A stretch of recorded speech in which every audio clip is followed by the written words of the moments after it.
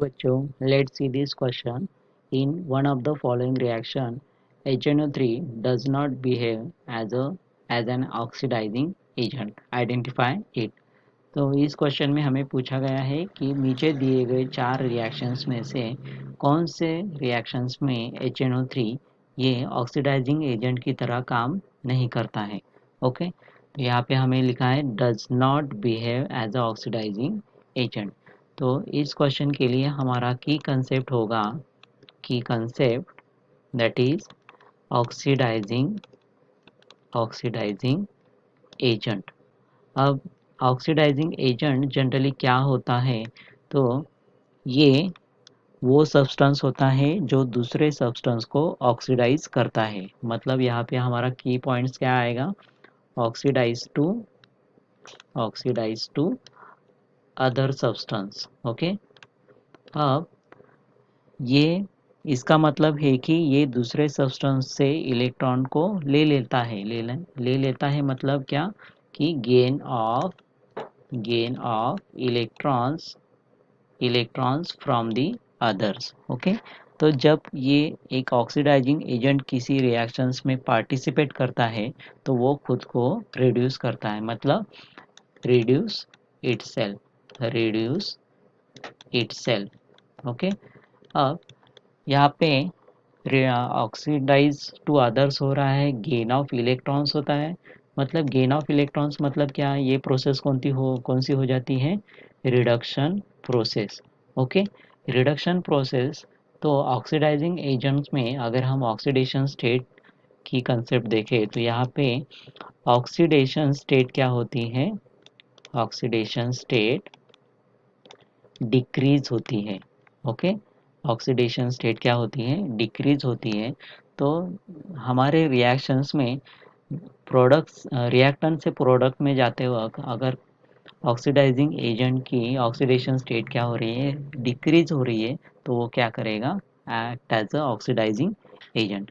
Okay, अब हमें reactions में चार ऑप्शंस में चार रिएक्शंस दी गई हैं।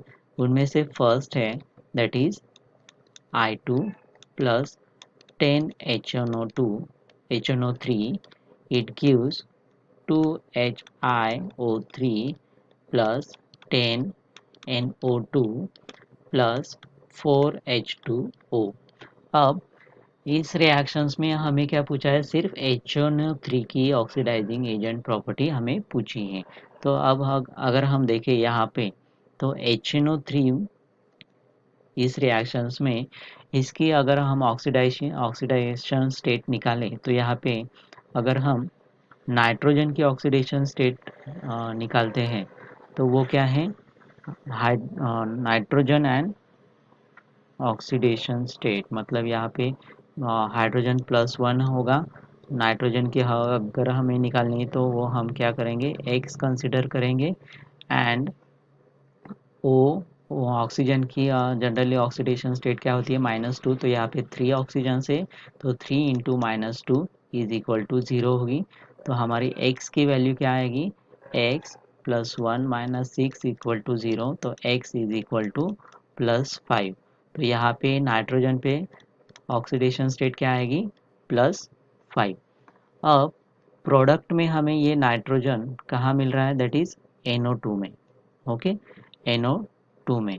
तो यहाँ पे नाइट्रोजन की ऑक्सीडेशन स्टेट क्या आएगी, दैट इज सपोज हम इसे एक्स एज्यूम करते हैं, तो ऑक्सीजन की 2 है, 2 ऑक्सीजन से जनरल ऑक्सीजन की -2 ऑक्सीडेशन स्टेट होती है। तो यहाँ पे 2 इंटू -2, तो एक्स इज इक्वल टू हमारा क्या आएगा, 4। ओके, यहाँ पे +4 ऑक्सीडेशन स्टेट दिखा रहा है। ओके, तो यहाँ पे HNO2 का कन्वर्जन जब NO2 में होता है तो ऑक्सीडेशन स्टेट क्या हो रही है, यहाँ पे रिड्यूस हो रही है। ओके, रिड्यूस हो रही है मतलब क्या, कि ये क्या कर रहा है, ऑक्सीडेशन स्टेट डिक्रीज हो रही है और रिड्यूस हो रही है। तो ये क्या कर रहा है, हमारा act as a oxidising agent. Okay, तो फर्स्ट रिएक्शन में HNO3 ये क्या कर रहा है, act as a oxidising agent. अब अगर हम सेकेंड रिएक्शंस में देखें तो सेकेंड रिएक्शन हमें दी गई है that is Cu plus 8HNO3, 8HNO3, it gives 3CuNO3 2 plus 2NO plus 4H2O। Okay, अब यहाँ पे प्रोडक्ट में हमारी ऑक्सीडेशन स्टेट क्या आएगी, सॉरी रिएक्टेंट में +1 प्लस नाइट्रोजन की X और ऑक्सीजन की -2 होती है, तो यहाँ पे 3 ऑक्सीजन से, तो 3 इंटू -2 इज इक्वल टू 0। तो x + 1 - 6 इज इक्वल टू 0, तो x की वैल्यू क्या आएगी यहाँ पे +5। तो नाइट्रोजन पे यहाँ पे ऑक्सीडेशन स्टेट क्या आएगी +5। एंड प्रोडक्ट में हमारा NO मिल रहा है हमें, तो यहाँ पे नाइट्रोजन की अगर -2 है तो ना, सॉरी ऑक्सीजन की अगर -2 है तो नाइट्रोजन की क्या होगी +2। ओके, तो यहाँ पे +5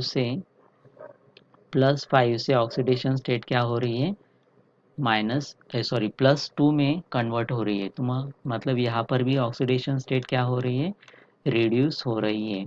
ओके, तो इट आल्सो यहाँ पे HNO3 is also act as a reduce oxidizing agent। Okay, तो act as a oxidizing agent। Okay, अब थर्ड रिएक्शन अगर हम देखें तो थर्ड रिएक्शन में हमें दिया गया है that is 4 zinc plus 10 HNO3, it gives 4 zinc NO3 twice plus NH4NO3 plus 3H2O। Okay, 3H2O। अब इस रिएक्शन में अगर हम HNO3 की यहाँ पे जो हमें कैलकुलेट की है, तो यहाँ पे नाइट्रोजन पे ऑक्सीडेशन स्टेट क्या आएगी इसकी +5। ओके, देन प्रोडक्ट में अगर हम देखें NH4NO3 में, तो ये हमें एक आयंस देता है that is NH4 plus and NO3 minus. Okay, ions formation करता है। तो अगर हम यहाँ पे इस आयोनिक कंपाउंड की वैल्यू अगर डिफाइन करें, तो यहाँ पे अगर हम NH4 plus and NO3 minus, तो यहाँ पे अगर हम नाइट्रोजन की ऑक्सीडेशन स्टेट X का कंसिडर करते हैं, में और नाइट्रोजन की ऑक्सीडेशन स्टेट Y कंसिडर करते हैं, तो यहाँ पे नाइट्रोजन पे X प्लस 4 हाइड्रोजन्स है, मतलब 4 इंटू +1 4 इज इक्वल टू, यहाँ पे ओवरऑल चार्ज कितना है प्लस, मतलब +1, तो यहाँ पे X की वैल्यू आएगी दैट इज -3, मतलब इस नाइट्रोजन पे -3 ऑक्सीडेशन स्टेट है एंड इस नाइट्रोजन पे क्या आएगी that is Y plus nitrogen यहाँ पे 3 है। Okay, 3 into -2 is equal to, यहाँ पे चार्ज माइनस होगा तो यहाँ पे क्या आएगा, सॉरी -1। ओके, -1 आएगा, तो यहाँ पे y की वैल्यू आएगी y -6 इज इक्वल टू -1, तो y इज इक्वल टू +5। तो यहाँ पे ऑक्सीडेशन स्टेट क्या आएगी +5। तो यह इस रिएक्शन में भी रिएक्टेंट पर +5 ऑक्सीडेशन स्टेट है नाइट्रोजन की एंड प्रोडक्ट में +3 एंड +5 है। तो यहाँ पे अगर हम कंसिडर करें तो ये +5 से -3 में कन्वर्ट हो रहा है, मतलब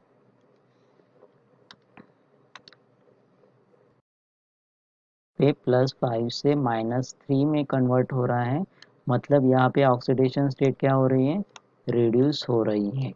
तो ये भी क्या करेगा, हमारा HNO3 act as a oxidising agent. Okay, अब अगर हम फोर्थ रिएक्शंस देखें that is 2HNO3 plus P2O5, it gives 2HPO3 plus N2O5। Okay, तो अब यहाँ पे नाइट्रोजन की ऑक्सीडेशन स्टेट है +5, अगर हम P2O5 में निकाले फॉस्फोरस की ऑक्सीडेशन स्टेट, तो वो क्या आएगी हमारी 2x माइनस 5 ऑक्सीजन से 5 इंटू -2, तो इज इक्वल टू 0। तो 2x -10 इज इक्वल टू 0। तो x की वैल्यू क्या आएगी यहाँ पे +5, मतलब फॉस्फोरस पे यहाँ पे +5 है। ओके, अब प्रोडक्ट में अगर हम देखें तो HPO3 में हाइड्रोजन की +1 प्लस फॉस्फोरस की x कंसिडर करते हैं एंड प्लस ऑक्सीजन की 3 ऑक्सीजन से, तो 3 इंटू -2 इज इक्वल टू 0। तो x की वैल्यू यहाँ पे आ गई x -5 इज इक्वल टू 0। तो x +5, तो यहाँ पे भी फॉस्फोरस +5 ऑक्सीडेशन स्टेट दिखा रहा है एंड N2O5 में मतलब 2x minus 5 into -2 is equal to 0। तो 2x -10 इज इक्वल टू 0। तो x की वैल्यू यहाँ पे क्या आएगी +5। तो यहाँ पे नाइट्रोजन पे ऑक्सीडेशन स्टेट क्या आएगी +5। अब इस रिएक्शन में अगर हम देखें तो किसी भी रिएक्टेंट में या प्रोडक्ट में ऑक्सीडेशन स्टेट में कोई चेंज नहीं आ रहा है। तो ओके, तो नो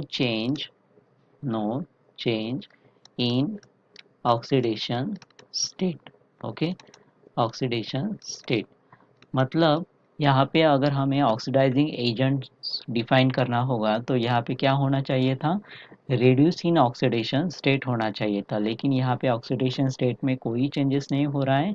तो यहाँ पे जो HNO3 रिएक्टेंट में है तो वो क्या करेगा, ऑक्सीडाइजिंग एजेंट की तरह एक्ट नहीं करेगा। Okay, therefore in this reaction the HNO3 is not act as a as an oxidizing agent। okay, not act as a oxidizing agent।